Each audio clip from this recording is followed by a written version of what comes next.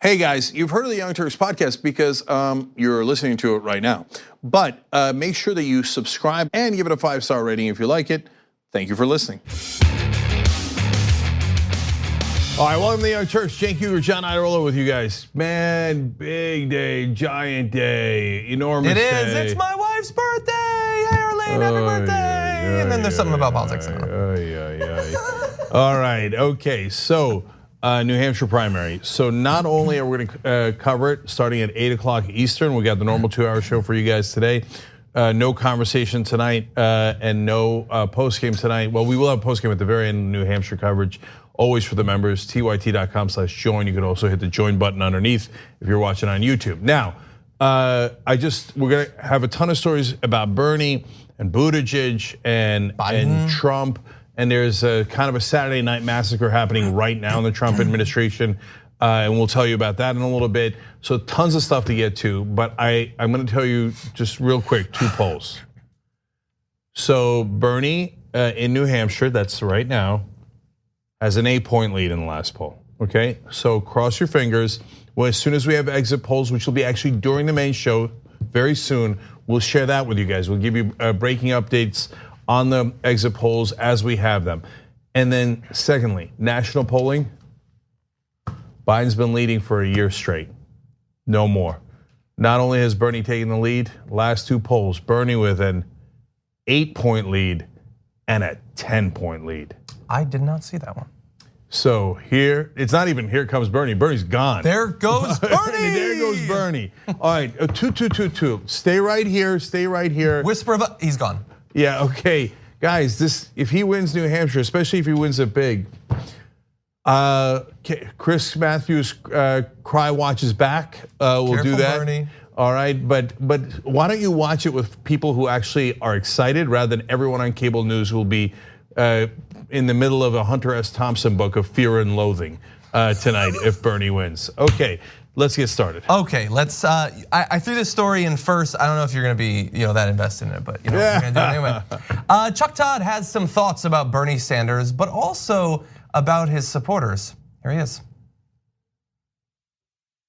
If there's a Stop Bernie movement, that is going to be to hell will pay with the Bernie people because they are so committed. Hey, I want to bring up something that Jonathan last put in the Bulwark today, and it was about how in Ruth, we've all been on the receiving end of the Bernie online brigade. And here's what he says. He says, no other candidate has anything like this sort of digital brown shirt brigade. I mean, except for Donald Trump. The question no one is asking is this. What if you can't win the presidency without an online mob?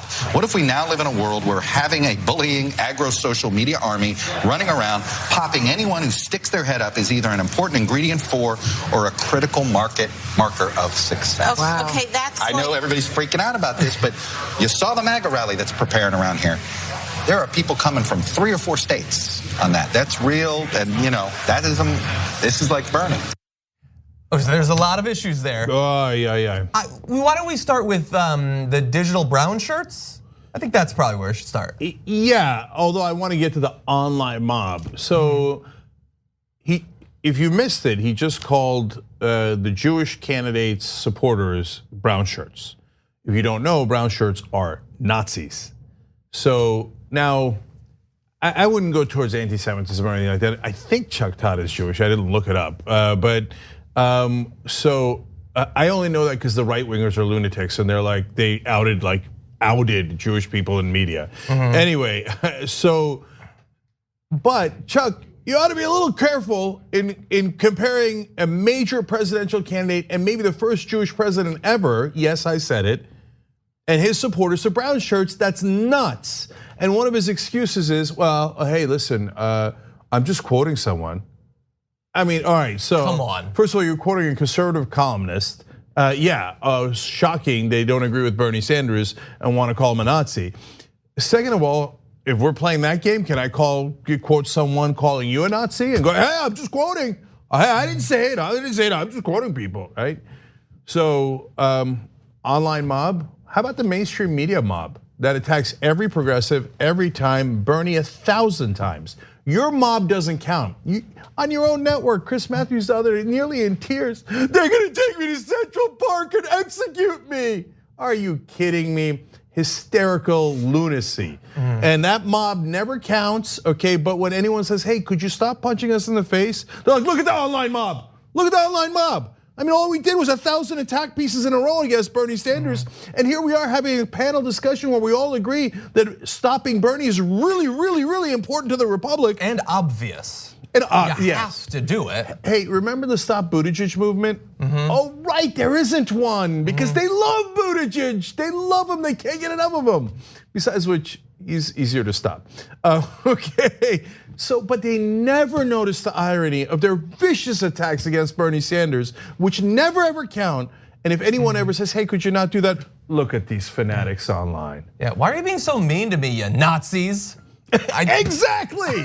I literally don't understand it. I don't understand it, except that I do understand it. On the quoting thing, get the hell out of here. We quote people all the time. We read quotes where we agree with some of it and don't agree with part of it. And if it's something that is horrible, maybe a little bit of a caveat coming out of that graphic saying, well, obviously the reference to brown shirts is 100% right out. But let's talk about social media followings. There was none of that. And by the way, when I read graphics, because I'm a person and I'm fallible, sometimes if I really like the graphic, or if I don't, like if it's Trump, I'll put some flavor into the way I read it. And he did that at the end of his graphic. That was not just an objective reading. It certainly was not a critical reading. That was an enthusiastic reading. It was him as someone who's not supposed to express an opinion, even though he constantly does and did very much there, taking a piece of paper and then being able to read it so that he doesn't get in trouble. He's just quoting someone, even though he loves the discussion. And no one at that panel said, wait, what are you talking about, brown shirts? You're comparing people who are passionate about Medicare for all and student loan debt to a militia that puts the Nazis in power? Nobody. How many was there? Was there $8 million worth of salary at that table? Was there 60 years of experience at that table? Nobody brought up any sort of concerns with what he quoted. And we've quoted, to John's point, we've quoted 1,000 people we don't agree with, and then we immediately say look at how loathsome this quote is. He didn't say that. In fact, he followed up by saying a reference to how it reminds him of the MAGA mob outside.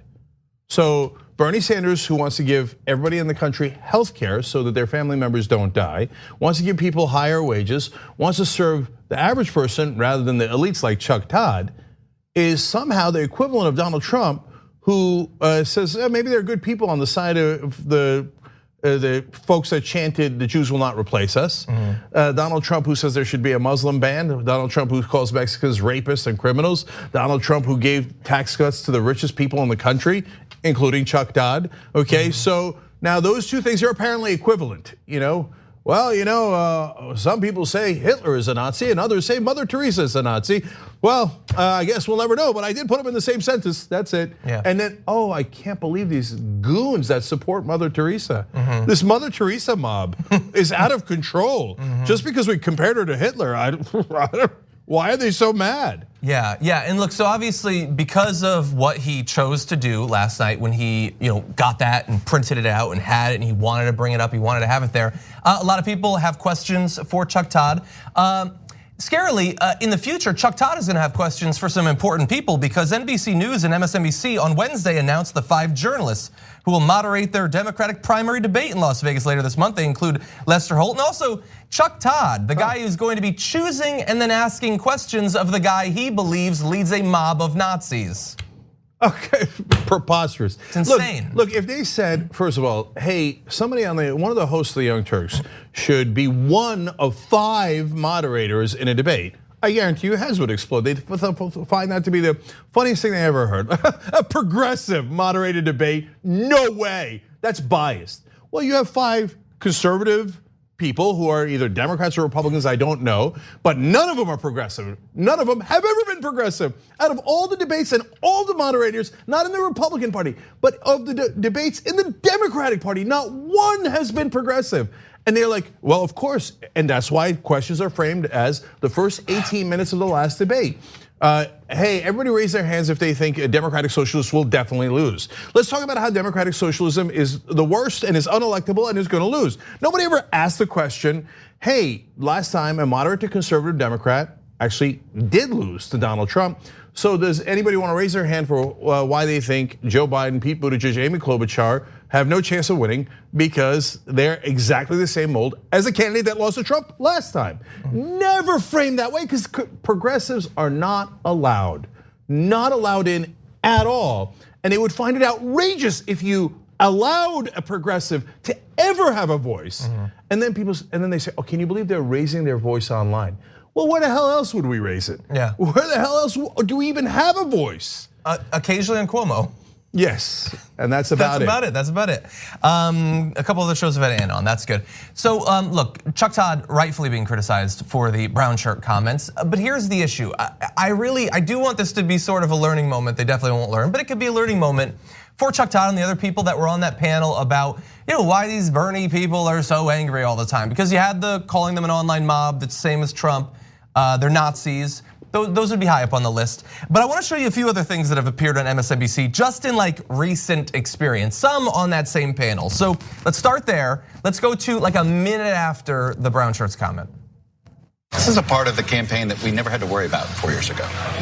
Yeah, and I think the question becomes, what if we get to the convention and Bernie Sanders does not have anywhere near a majority, but he has a plurality. He has 35, 37% of the delegates, and he goes to the convention and says, I won more primaries than anyone else. I have more delegates than anyone else. I dare you to deny me the nomination. That's exactly what I was superdelegates. talking about. Right. You don't have superdelegates anymore.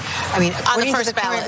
At least on the first ballot, you don't have the members of Congress who would be the elders. I mean, that was exactly the reform that the Bernie Sanders people demanded. Oh, guys, It's amazing. That's amazing. They're so blinded by their own bias. They're like, what if Bernie Sanders made a logical case for why he has the most delegates? And they're like, well, obviously he should be defeated, so we wouldn't accept that. And I wonder if they'd get angry if we denied him the logical win, like that they assume. All of them assume at once. Well, obviously, we would deny Bernie Sanders. Obviously, How will they respond when we deny him? Yeah, even though in their own fact pattern, he won the most amount of delegates. They're like, well, obviously, we would rig it so he doesn't win. And he won the most primaries in their hypothetical. Yes, that's right. The vote, he won the vote. But then these troublesome people, the unwashed masses, would complain about the rigging we just said we would do. God, can you believe how meddlesome they are? After Bernie got the most votes, they'd want him to be the candidate. And then Andrea Mitchell comes in and goes, this is why it's so bad that we got rid of the super delegates who were the elites. See, the elites could have stopped Bernie in a situation like that. Now we're worried because of Bernie's reforms, we might accidentally have democracy in the Democratic Party. And none of them notice any of the irony.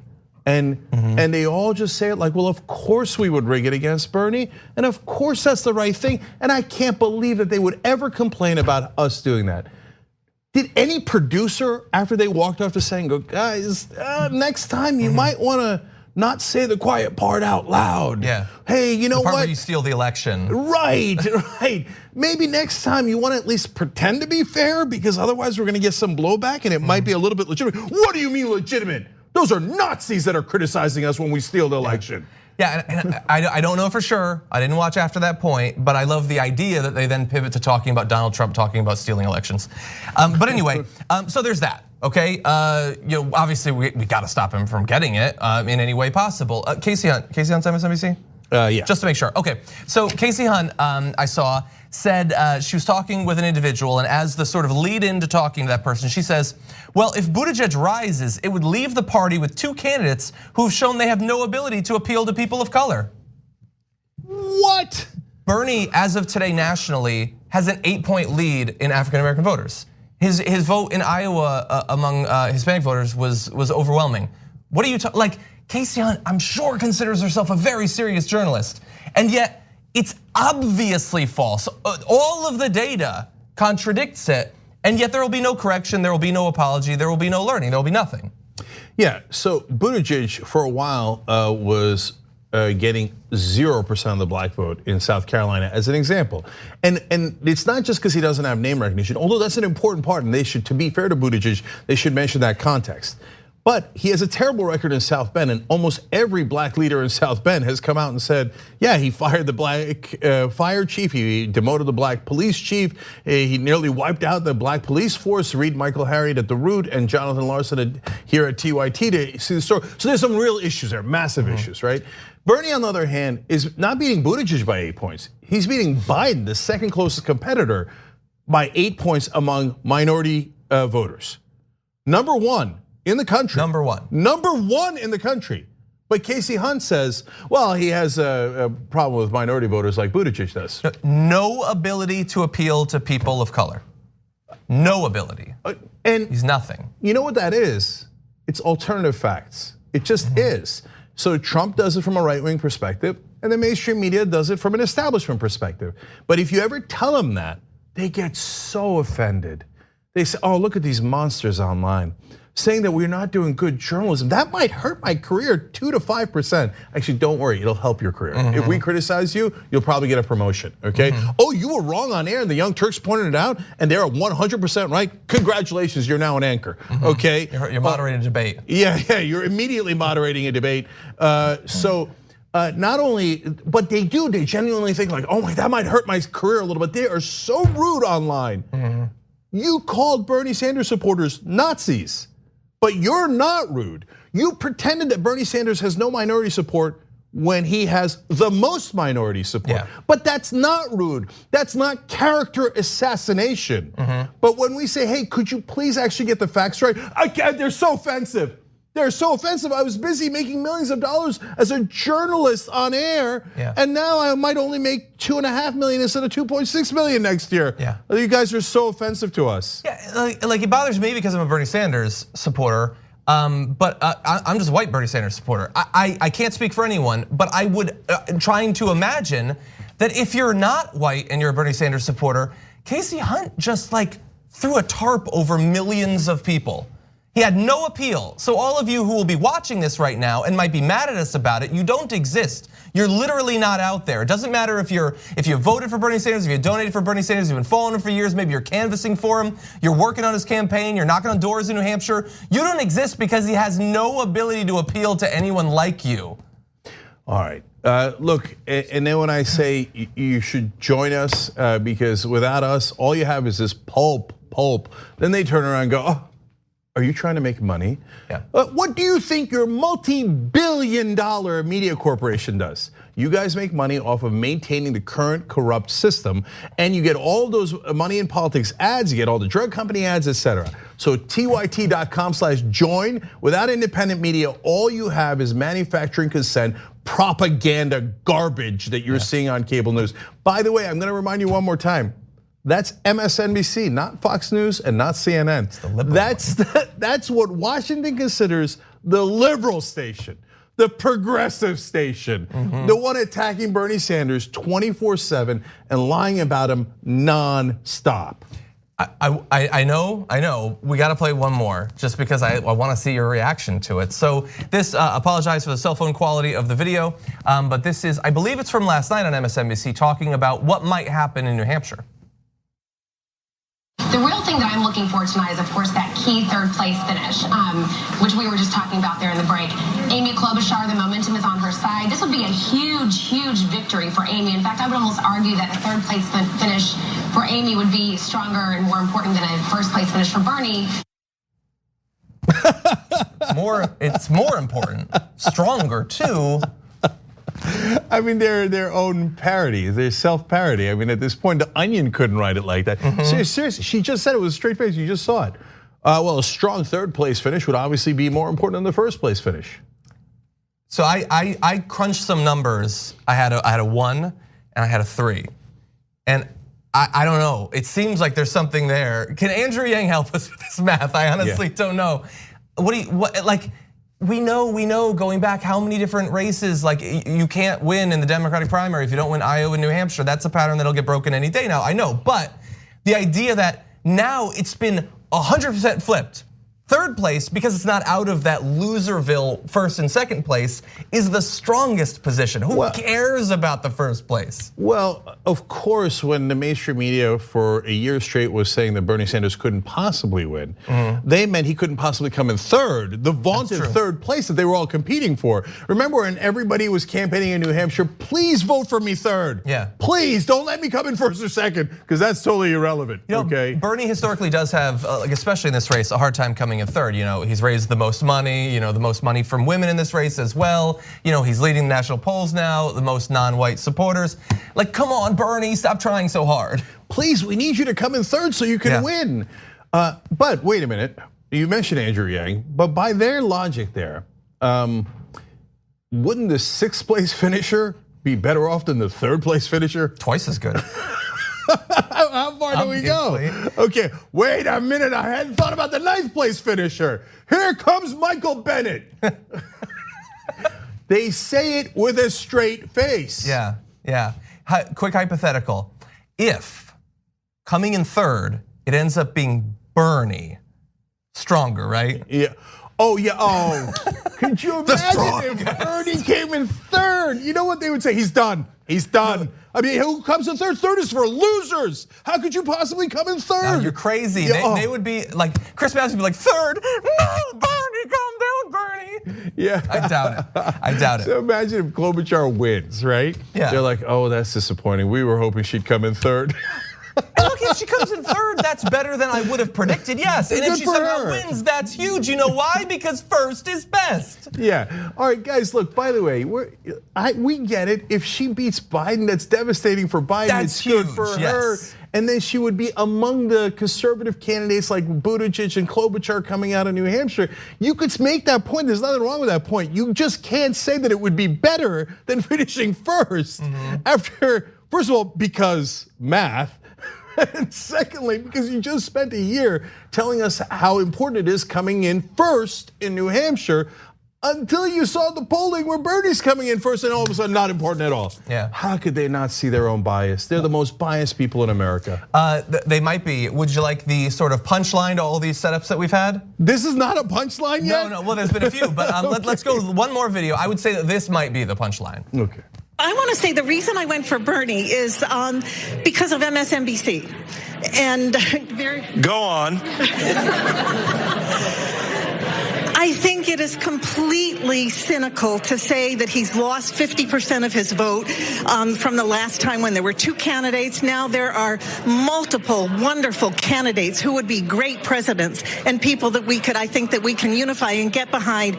But the kind of the stop Bernie cynicism that I heard from a number of people, I watch MSNBC constantly, so I heard that from a number of commentators, and so it made me angry enough. I said, okay, Bernie's got my vote. Oh, yes. I love her. That's also, my new favorite person on planet Earth. Watch TYT. But yeah, you love her. And by the way, like she's not some crazy digital brown shirt. She said, I'm voting for Bernie, but I think there are multiple wonderful candidates who'd be great presidents. I'm inclined at this point to not even agree with her on that, but she's very she has multiple people that hypothetically she could support, but she's been driven to this point because of the obvious bias. And so that's Ari Melber, right? Yeah, Ari Melber is there, and he seems like a perfectly nice guy in his show. But his go on joke, okay, no, but you go on and listen. And I'm not saying he's as bad as the other ones that we've been showing or whatever, but there is something to be learned here, and I know that you have a massive financial incentive to never learn it, and if you learn it, to never acknowledge it. But there is a reason that people don't like you and don't trust you, and you reinforce it on a daily basis. We showed you a few clips. These all came out in the last 16 hours. What if we extended our reach back a week? Yeah, so look, that's a person who says she watches MSNBC all the time. So I'm gonna presume that she's not necessarily watching TYT. Just without us even saying anything, without any prodding, she watched on her own, was like, oh no, they're obviously biased against Bernie. To the point where it's making me mad, even though I like the other candidates. And it's made me so mad that I'm gonna vote for Bernie because the liberal channel is so obviously biased against him. That's amazing. Wow, okay. Now imagine for a second that everybody in the country got to watch MSNBC and Fox News and CNN, got to watch all of them, but they got to watch TYT equally. I think Bernie would win by what? By 20 points, 30 points? So, and I'm being 100% serious. Look, already a lot of people watch this, and hey, look at that, he has a huge lead among young people. Okay, so, but guys, if you heard that Medicare for All takes away your insurance, from those, all three agree, right, of those cable channels. Then you turn to us and you found out, yeah, it takes away your private insurance and gives you better insurance with expanded coverage. If you heard from them that Medicare for All costs 32 trillion, and then you turn to us and you found out, oh, but it also, what they didn't tell you is it saves 34 trillion. And on and on and on. If you heard from them that Bernie doesn't do well with minorities, and then we actually showed you the polling where he is the top candidate with minorities. And the list goes on. If the whole country saw that, progressives would be crushing, as it is that he's about to win, right? But imagine what a difference it would be if you didn't just have propaganda against progressives. If you actually represented our point of view, not more than others, just equally. If we were 1/4 of the media in this country, it'd be good night, Irene. They wouldn't stand any chance at all. And that is part of the reason why they never let progressives on TV. TYT.com/join. I mean, thank God for the internet, because if the internet didn't exist, there wouldn't be shows like ours and the other shows in the TYT network, and you wouldn't be able to get this information, and all you would have is the propaganda on television. And I think the internet has made a giant difference, and that's why it looks like Bernie Sanders is on the edge of victory now, even overcoming all of that propaganda stacked against him. Yeah. First break? Yes, we'll be right back. We need to talk about a relatively new show called the Republic, or UNFTR. As a Young Turks fan, you already know that the government, the media, and corporations are constantly peddling lies that serve the interests of the rich and powerful. But now there's a podcast dedicated to unraveling those lies, debunking the conventional wisdom. In each episode of the Republic, or UNFTR, the host delves into a different historical episode or topic that's generally misunderstood or purposely obfuscated by the so-called powers that be, featuring in-depth research, razor-sharp commentary, and just the right amount of vulgarity. The UNFTR podcast takes a sledgehammer to what you thought you knew about some of the nation's most sacred historical cows. But don't just take my word for it. The New York Times described UNFTR as consistently compelling and educational, aiming to challenge conventional wisdom and upend the historical narratives that were taught in school. For as the great philosopher Yoda once put it, you must unlearn what you have learned. And that's true whether you're in Jedi training or you're uprooting and exposing all the propaganda and disinformation you've been fed over the course of your lifetime. So search for UNFTR in your podcast app today and get ready to get informed, angered, and entertained all at the same time.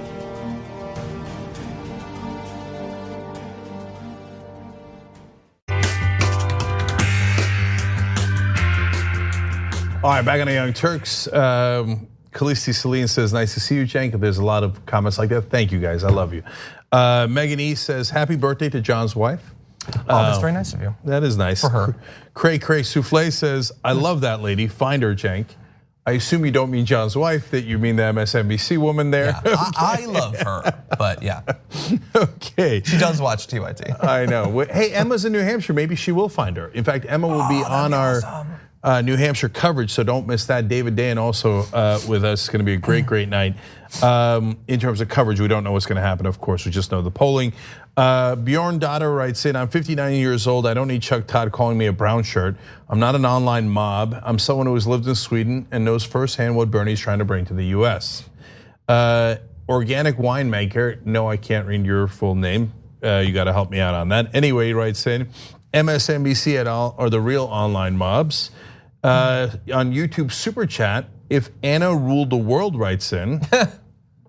She taking time off and typing? Yeah, oh, I like that. Oh, nice one. If Anna ruled the world from Munich, Germany at the Munich Security Conference. Anyway, I emailed MSNBC and asked them to report only facts. Well, I love that you did that. And Decognition says the establishment floods average people with their perspective 24/7. 3 weeks left until Super Tuesday. If you don't knock doors and phone bank to share your perspective, who will. Yes, every vote matters. This is time to get involved on the post game, which is just for members. And the first comments I read were all members. TYT.com/join to become a member. Or you could do a YouTube channel membership for the Young Turks by clicking the join button down below the video if you're watching on YouTube. Anyway, I did a story about me phone banking for Bernie Sanders. It was both really interesting and really funny. Yeah. So if you're a member or become a member, go check that out. It's the post game about Kubaku. Oh yes, and I probably should have talked to them in the break. But do you want to read? Do you want? No. Okay. Well, we're gonna have some exciting news that was announced earlier today, but later on. So you're gonna have to keep watching. Lucky you. Okay. With that, why don't we jump into the breaking news? Yeah. Okay. We've got some dramatic breaking news in the developing story involving Roger Stone's sentencing, if it happens, and that is that Aaron Zelinsky, a Justice Department prosecutor who asked a judge to sentence Roger Stone to between 7 to 9 years in prison, has withdrawn from the former Trump aide's case after reports that officials would seek to reduce the sentencing recommendation. So Aaron Zelinsky put that out. We're gonna walk through the timeline later. But then once the DOJ and Trump started to put pressure saying, no, we're not gonna do what federal guidelines say we should, he has backed off. And he was the first. Now the four attorneys who had signed the initial note after all this new pressure have all apparently withdrawn or resigned or been forced out from the case. So in politics, there's this event known as the Saturday Night Massacre, when Nixon kept firing one person after another after they wouldn't do his political bidding and cover up his case. Now, in the Trump administration, there is no such thing. There is no one with principle. So when, as you'll see in this story, when Trump says, don't follow the law, the Department of Justice says, absolutely, sir, because it's led by the lawless Bill Barr, who should be disbarred as soon as he's out of office. Anyway, we'll tell you all the details of that. In this case, it's kind of like a Tuesday afternoon suicide rather than massacre because, and I fear putting that kind of context in a political story, but the bottom line is they were not fired.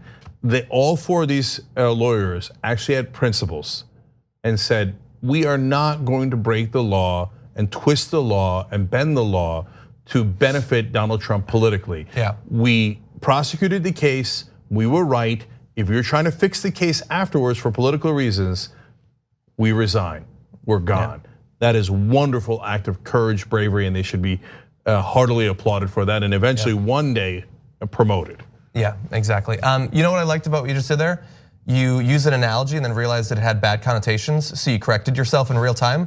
Chuck Todd could learn something from that. But anyway, yes, and so look, there's a couple points that I do want to focus on here. So just in case you didn't know, initially, Justice Department prosecutors suggested 7 to 9 years. That's just federal guidelines. I know that if you've watched Sean Hannity's show, he's freaking out over it. They're all acting like this is insane. That's just what you get for the crimes that he committed. He was convicted in November of 7 counts of obstructing and lying to Congress and witness tampering related to his contacts with the Trump campaign regarding WikiLeaks in 2016. The government wrote at the time that such a sentence, 7 to 9 years, would accurately reflect the seriousness of his crimes and promote respect for the law. Because we can't have a functioning system if powerful people are able to obstruct justice, tamper with witnesses, knowing that even if they're charged with something, in the end, the president is going to end up getting them off. They need to pay some sort of price to stop everyone from doing that. But look, John, sorry to interrupt for a second. I just want to give people context. So 7 to 9 years of federal guidelines, and I trust their judgment, especially given what they've done afterwards, right? But you could actually get 20 years for witness tampering. So I don't want anybody thinking like, oh, they were throwing the book at him and they were giving him the maximum. No, they came with a moderate proposal within the federal guidelines. And so, of course, since Roger Stone was protecting Donald Trump, that he's his capo, the head mobster complains about it, and that's why these 4 lawyers have resigned. But they were not throwing the book at him. This is what the federal guidelines say is, I don't want to say a minimum, but it's nowhere near the maximum. Yeah, and even that not maximum was met by a Trump tweet that says, hey, this is horrible and very unfair situation. The real crimes were on the other side, as nothing happens to them. Cannot allow this miscarriage of justice. I've got a different one in mind, and so We don't know exactly what's going on behind the scenes. It's possible at this point that Donald Trump doesn't really need to get involved beyond tweeting. William Barr knows why he was chosen. He knows why he's there, and so he's going to jump on this sort of thing. But it is also possible that Donald Trump is getting involved. And here's the thing. This whole thing looks insane to rational people. That this guy committed crimes. Because he's not Trump, might actually go to jail, as so many of Trump's closest confidants and associates have. But Trump feels like, well, I mean, I've committed crimes in full open view, and I was just acquitted. I could shoot someone in the face; they wouldn't do anything about it. So why shouldn't he do this? Honestly, they pushed out Vindman and his brother, and now he's saying the military should look at disciplinary action against Lieutenant Colonel Vindman as well. Him being fired isn't enough. He also should be attacked by the military. And so remember like during the trial and immediately after, when we were talking about Trump is looking for revenge, all of his associates were saying that. Like that wasn't just like speculative talk. Like this is what it looks like. He's going to protect the people that have been good to him, and he's going to viciously attack to the end of their days the people who have turned on him by acknowledging the truth. So just quick note on Vindman. He technically was not fired. He was removed from the White House. So he could get another job in the Army, but we don't know what's going to develop with that yet. So in terms of this situation, look at the way that Trump frames it. He says, well, they didn't arrest people on the other side. Well, that's not how it works. That you betray your own sense of what so-called justice is when you say, I don't care what the law was. I want you to round up my political enemies, and since you didn't do that, I want you to let go of my capos who are breaking the law on my behalf. No, this isn't like, oh, let's arrest people equally on the Democratic and Republican side. The question is, did they break the law? If a Democrat broke the law, the Young Turks, if you watch it at all, we would definitely be in favor of them going to jail, right? Yeah. We're honest and principled, unlike these guys.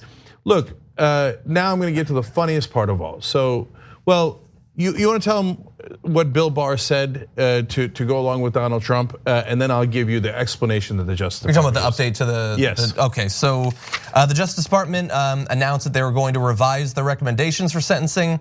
Department leadership found the recommendation to be extreme and excessive and disproportionate to Stone's offenses, although as we pointed out, it could have been worse. DOJ leaders expect a new filing to be submitted to clarify the department's position. It'll be an interesting clarification if the number suddenly is much smaller or non-existent. Yeah, that's not a clarification. That's just changing it. So that's why the Justice Department lawyers resigned, because number one, they just got thrown under a bus after spending a lot of time on this case and the government's resources and being right and getting a conviction. Their own boss turns on them and says, "Oh, what they did was extreme and terrible," right? And you saw the quote. Not only that, they say now you must reduce the sentence, even though it's not the right thing to do, and it's obviously political. So they're like, no, we're not gonna do that. We'd rather not have a job, and we'd rather be driven from government and not do the thing that we love to do, and that's our career, than go along with your political and outrageous order. Yeah. So men of character. Now, here's a hilarious part. So the Justice Department sees obviously Trump's tweet, and they're like, yes, sir, of course, sir. We would never punish any of your criminal associates, sir, right? But no, Carrie Kupek, a Justice Department spokeswoman, says the White House did not communicate with the agency on Monday or Tuesday, except for that public tweet to the whole world. Okay. Saying it's a miscarriage of justice. Yeah, okay. No, she says, and that the decision to reverse course was made right before Donald Trump's tweet. Damn, I thought we had him. Oh my God, well, hey, look, if he came in right before the tweet, I guess there's nothing we can do about it. It must have been independent. It's preposterous. They went to court, they said he should get 7 to 9 years. They went through the regular process. Trump tweets about it in the middle of the night. Right afterwards, they say, oh, sorry, never mind, rip up the law, who cares? We have a lawless president, let's just make sure that his buddy gets off. And then they go, oh no, we had made that decision independently. If you had made it independently, why did you submit the court papers in the first place? Oops. Okay, we have 2 big Bloomberg stories. So why don't we take our second break, buy us a little bit of time. We want to do that all at once. Bloomberg, yes. audio, and then we also get to look at Donald Trump's stop and frisk record after. At TYT, we frequently talk about all the ways that big tech companies are taking control of our online lives, constantly monitoring us and storing and selling our data. But that doesn't mean we have to let them. It's possible to stay anonymous online and hide your data from the prying eyes of big tech. And one of the best ways is with ExpressVPN. ExpressVPN hides your IP address, making your activity more difficult to trace and sell to advertisers. ExpressVPN also encrypts 100% of your network data to protect you from eavesdroppers and cyber criminals. And it's also easy to install. A single mouse click protects all your devices. But listen, guys, this is important. ExpressVPN is rated #1 by CNET and Wired magazine. So take back control of your life online and secure your data with a top VPN solution available, ExpressVPN. And if you go to expressvpn.com/TYT, you can get 3 extra months for free with this exclusive link just for TYT fans. That's expressvpn.com/TYT. Check it out today. For this. We hope you're enjoying this free clip from the Young Turks. If you want to get the whole show and more exclusive content while supporting independent media, become a member at tyt.com/join today. In the meantime, enjoy this free segment.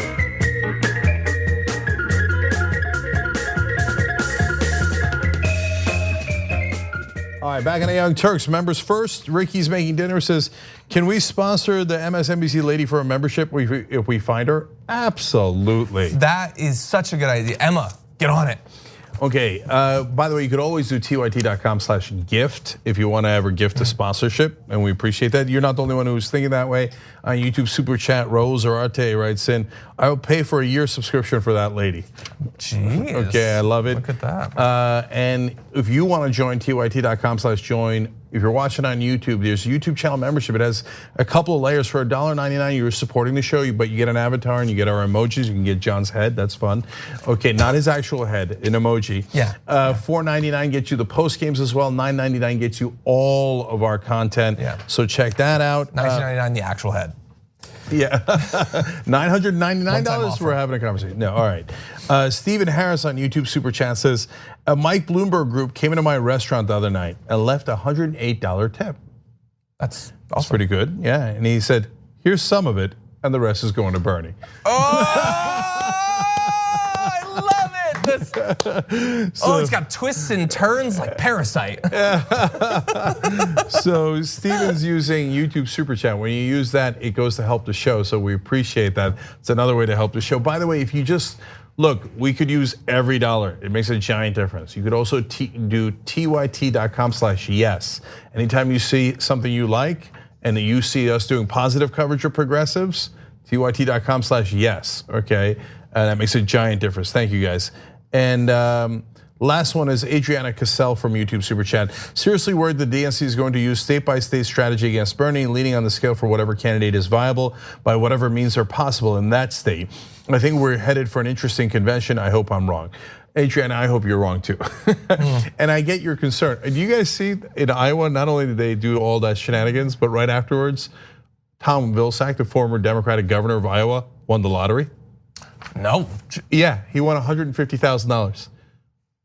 I know, like they're rigging everything in Iowa for the Democratic Party. Yeah. Okay, I don't know that they rigged it. I'm kidding around, but he did win. It's, I mean, unreal. So he got boardwalk in the McDonald's Monopoly game. Anyway, but despite all this, guys, don't get discouraged. Vote, phone bank, text, do whatever you can to help progressive candidates, especially Bernie Sanders in this context. And so let's go, it's go time. It could be over in 3 weeks. It could be over. If he wins, state by state, they did a trick in Nebraska. Are you kidding me? He wins Texas and California, and this thing is over, OVAH. So hang in there. California. He's got a big lead in California, man. That's a lot of Iowas. All right. I don't want to get too excited. Coverage starting obviously in a little over an hour, but we got a lot of stories for you guys. Yeah, right before that, I do have to let people know about an exciting opportunity with the launch of the TYT Academy and how you can possibly join the freshman class. So this is our digital first local news project where we're gonna train creators on how they can report on their local communities. You're gonna learn the basics of news gathering, reporting, producing, and publishing to become the next Cenk, Anna, or possibly even John of local news. We know many people out there who are passionate about their local communities, and TYT Academy will train and give you the tools to make it happen. So you can submit an application at tyt.com/academy today. So look, guys, we tried to find 1,000 different ways to help you. So we got the affiliate program to try to get you guys commission for the membership. We got this now if you want to try to do local news. It is, I'm going to keep it real with you. It's really hard, but we try to make it as simple as possible. We've got the videos to train you, and we're doing that infrastructure, and hopefully it'll be helpful to you, because it'd be great to have wonderful people, smart people doing local news. Yeah. All right, Bloomberg. We got Bloomberg, okay. If you've enjoyed learning about Mike Bloomberg from his digital ads that feature dogs and ice cream, wait until you hear some of his classics, like this old video of him talking about stop and frisk. 95% of your murderers and murder victims fit one MO. You can just take the description, Xerox it, and pass it out to all the cops. They are male, minorities, 15 to 25. That's true in New York, it's true in virtually every city. And that's where the real crime is. You've got to get the guns out of the hands of the people that get killed. So you want to spend the money, put a lot of cops in the street, put those cops where the crime is, which means in minority neighborhoods. So this is one of the unintended consequences is people say, oh my God, you are arresting kids for marijuana, they're all minorities. Yes, that's true. Why? Because we put all the cops in the minority neighborhoods. Yes, that's true. Why we do it? Because that's where all the crime is. And the way you get the guns out of the kids' hands is to throw them up against the wall and frisk them. And then they say, oh, I don't want that. I don't want to get caught, so they don't bring the gun. They still have a gun, but they leave it at home. He's not as nice as in the ice cream ones. But that video was found by Benjamin Dixon. Great work in finding that. Yeah, thanks for bringing that story. It's a great story. So I don't know if he left out any racial stereotypes. I think he might have hit them all. So I mean, why do we go harass minorities all the time? Because they're the ones doing the crime. You know how they are. Why don't we bother white people? Because white people are innocent. Really? All right, hold on. Let's look at the facts now. So of the people that were stopped and frisked, 88% were blacks and Latinos. Well, okay, maybe they were committing crime at such an unbelievable rate. Okay, so how many of them were found to have a weapon? Because he said it's all about the guns, you know? Because these black people, all they have is guns, right? And so even if we don't find it, they have one, it's at home, they all have it. You know how blacks are, right? This guy's running for the Democratic candidacy. Okay. He sounds more like a Republican. Yeah. Up until recently. Oh, right, that's because he was. Yes. Okay, so of the people who were stopped and frisked who were black, how many of them had guns? 1.1%. Okay, but wait, let's talk about whites, because poor whites, I don't know why we're ever stopping them.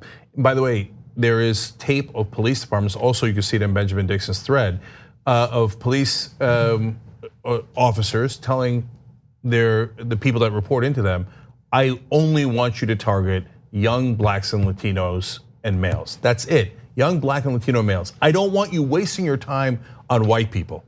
Okay, so what percentage of white people had a gun? 1.7%. 50% higher than the percentage of blacks. It's a waste of time. So when they actually, a few times they stop white people, turns out they find guns on them more than they do on black people. Did that make them change their mind at all? Nope. The racial stereotypes still exist. Well, if we found it on the white guy, he must not have meant it. If we didn't find it on the black guy, he must have it at home. Oh, for Christ's sake, man. Unreal. Yeah. So, in every one of these cases, here, I'll give you a couple more facts. Do you know that when you look at the arrest, seizure of an illegal weapon or a fine, that's what I mean by 88%. 88% of the time, they found nothing at all, nothing at all. I'm sorry, I should clarify. Earlier I said the 88% number, no. The number of people stopped who were blacks and Latinos were higher. I think it was about 94%, okay? But 88% of the time, they found nothing at all. They couldn't even find anything to find them on, like jumping a turnstile or something really simple like that. They're totally and utterly innocent. Yeah. So how about the number of times they found a gun during the Bloomberg era when they did these stop and frisk of minorities? They would find a gun, so there's a little different number than the one that's earlier. During the Bloomberg era, 14 out of every 10,000 stops. So they almost never found a gun. But they arrested a lot of people for a fare violation. To be fair, that's $2.75. Now, why would you go after that? The crime is where the blacks do the crime. Blacks do the crime, okay, John? Not good white people in New York. I mean, like if you went down to Wall Street, you wouldn't find any criminals, right? No, not $2 criminals anyway. No. So, oh wait, how much did their crimes cost us back in 2008? Oh right, $700 billion. And during the 2008 crash caused 100% by Wall Street, we lost 8.8 million jobs. 8.8 million Americans suffered. But there are no criminals on Wall Street. They did fraud. It's in the emails. In the emails, they talk about scamming their own customers. They talk about being on both sides of the trade so that everybody gets screwed except them. That was all exposed in the Senate. But no, poor white folks working on Wall Street making millions of dollars while the rest of us suffer doing criminal fraud. No, there are no criminals on Wall Street. The blacks and Latinos do the crime. Mike Bloomberg told me the stats don't back it up at all. Doesn't back it up at all, but it doesn't matter. It must be true. Look at him, they're black and Latino. This guy wants to be the Democratic nominee. You must be joking. Oh, but that's okay because the mainstream media has been exposing this day and night. They have. But bear in mind, in that, he also talks about the concern over drugs, and Wall Street traders would never do drugs. Look, this video has now come out. Benjamin Dixon found it. They had a guest on CNN that said, well, because he's a Bernie supporter, that calls all this into question. That's not how video works. Doesn't call it into question at all. Yeah. He said it, right? Wait, did Benjamin say it? No, Bloomberg said it, okay. Did he fake it? Nobody's saying he faked it, so how can it be called into question? You can acknowledge it. Like when we see something that's obviously opposition research, we'll acknowledge it, but that doesn't stop it from being true, as convenient as that would be. Now, well, to be fair, you say 2 + 2 = 4, but a lot of Bernie supporters agree with you. So I'm not sure it actually equals 4. Some people say 3 is better than 1. And by the way, I could do my own math, but I'm not going to. If a Bernie supporter says it must not be true. Clearly. So how about you verify the video? By the way, Bloomberg acknowledged the video, so he himself verified it. No, Bernie Sanders supporters. So don't believe your lying eyes or your lying ears. Our beloved Mike Bloomberg, who by the way made all of his money on Wall Street. He's gonna rescue us. He's gonna rescue all the millionaires on TV. Go get him, Mike. So he did respond to that video coming out with a tweet that said, I have apologized for taking too long to understand the impact of stop and frisk on black and Latino communities. I inherited stop and frisk. In an effort to stop gun violence, it was overused. I cut it back by 95%. Not true. I should have cut it back. Yeah, but he tweeted it, so it's true. Okay, so did he inherit stop and frisk? I love how these rich guys have to use the terminology of inheriting. It was set up before him, but let's talk about like, he pitches it as, he came in, it was already there, and he worked hard to get those numbers down. Let's look at the actual numbers year by year. So let's bring up this chart, and you're gonna see, you're gonna wanna look at that stop and frisk number in red. So he comes in literally on the second data point on that red line. When initially it's at 98,000. So he comes in, it almost hits 200,000. And then year by year, as he is in charge and hypothetically could have done something about this, the numbers skyrocket to nearly 700,000 individuals in a single year. And then it does drop very quickly. When it was ruled unconstitutional for racial discrimination, something that he opposed and whined about in the media for literally years afterward, saying it was insane that they stopped it. How could they have done it? It was so awesome and successful, but he cut it by 95% and he just inherited it. And super important point, the Supreme Court or the courts in New York ruled it unconstitutional back in 2013. The audio you just heard from Mike Bloomberg was in 2015. Important note. So he already knew all the stats. He knew it didn't work. He knew it was unconstitutional. The only time he ever disavowed it was right before he started to run, and that's literal. Like almost a day before he started to run for the Democratic nomination, he's like, oh yeah, I guess there's blacks and Latinos in the Democratic Party. That sucks. Yeah, all right, I didn't mean to arrest all of you. Of course I did. I've been defending it ever since. And even after I knew it didn't work, and even after I knew it was unconstitutional. Yeah, I want to play one other video though, because Benjamin did a great job in finding that. But for a long time, all that people wanted was for him to acknowledge that some groups were being stopped too often. And we did find a video, thankfully, where he acknowledged that. Just keep saying, oh, it's a disproportionate percentage of a particular ethnic group. That may be, but it's not a disproportionate percentage of those who witnesses and victims describe as committing the murder. In that case, incidentally, I think we disproportionately stop whites too much and minorities too little. So there is a group that is being overstopped. We just told you, when they stopped whites, they had guns on them at about 50% more than blacks did. But he can't get it out of his mind. White people are innocent and black people are guilty. The part that really got me, and that's why I'm about to repeat it for the third time, is even if they're not guilty, the gun must be at home, because by definition, if you're black, you're guilty. I already told him, and what he said word for word in the first audio there that you heard, young black and Latino males of a certain age group. He said you could Xerox it and give it to all the police departments. He did. In the videos you see from the police talking about it internally, they say only arrest black and Latino kids in this age group. Yeah. They did Xerox it, and they told everyone to harass minorities, even though they knew the overwhelming percentage of them were innocent, even though they knew that whites, when stopped, had committed more crimes, not less crimes. Look, you've seen some of these stats before, and they know them. They knew them before stop and frisk even began. Whites and blacks smoke marijuana at the same rate. Blacks are arrested at 3.73 times more, almost 4 times more than whites. Why? Because they send all the cops to the black and Latino areas, and they never send them to the white areas. And then they go, can you believe how blacks are criminals? No, it's disgusting. It's repulsive.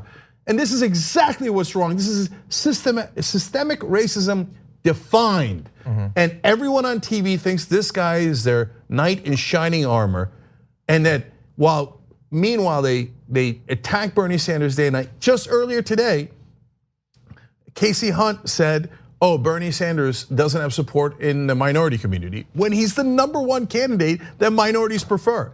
Lie after lie after lie to attack Bernie Sanders and every progressive, and then lies to help Mike Bloomberg, even though, my God, if Bernie Sanders had done this when he was mayor of Burlington, could you imagine? They would have ripped him to shreds. And it would be earned. And it would be right. It would be right to do it. Yeah, it's not, this isn't like, look, individual comments can be horrible. This isn't an individual comment. This isn't an individual action. This isn't pushing for a policy. This is a more than a decade-long crusade to make this the way things are. And he's gonna be the Democratic nominee, maybe. Like, do you remember in Arizona when they wanted to just stop anyone who was brown and get their papers because the presumption is that they've broken a law, and how the country rightfully lost their mind over that when the Republicans wanted to do that? Yeah, he wanted to do that in New York. He did it, literally, for years. Like, Nina Turner today called for him to drop out of the race. She's 100% right.